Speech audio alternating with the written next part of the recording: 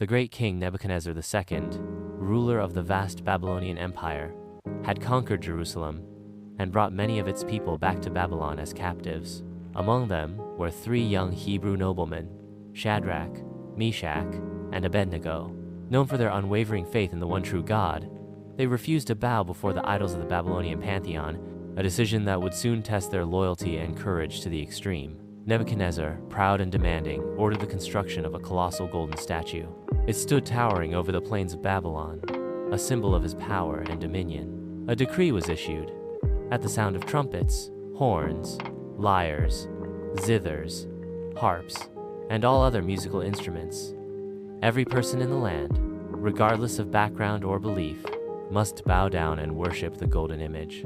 Failure to comply would result in immediate death, a fiery furnace awaiting the disobedient.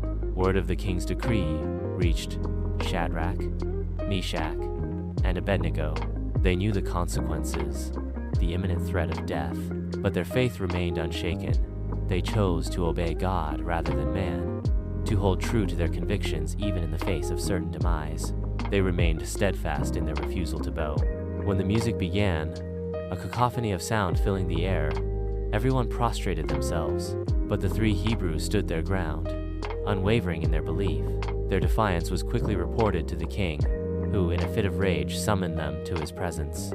"Is it true," Nebuchadnezzar thundered, "that you do not serve my gods or worship the golden image I have set up? Is there any God who can deliver you from my hand?" Shadrach, Meshach, and Abednego responded calmly, their voices resolute. "O Nebuchadnezzar, we do not need to defend ourselves before you in this matter.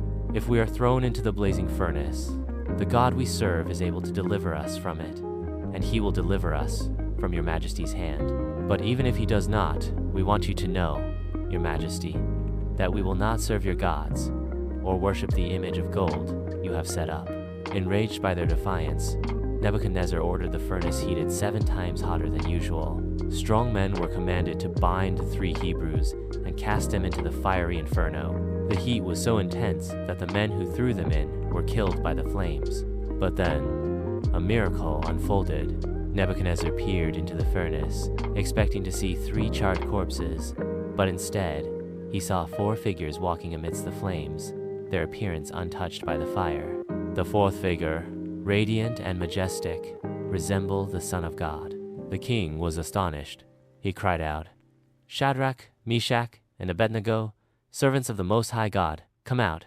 The 3 emerged, unharmed, their clothes and hair untouched by the flames. The king then issued a new decree, praising the God of Shadrach, Meshach, and Abednego, acknowledging his power and sovereignty over all other gods.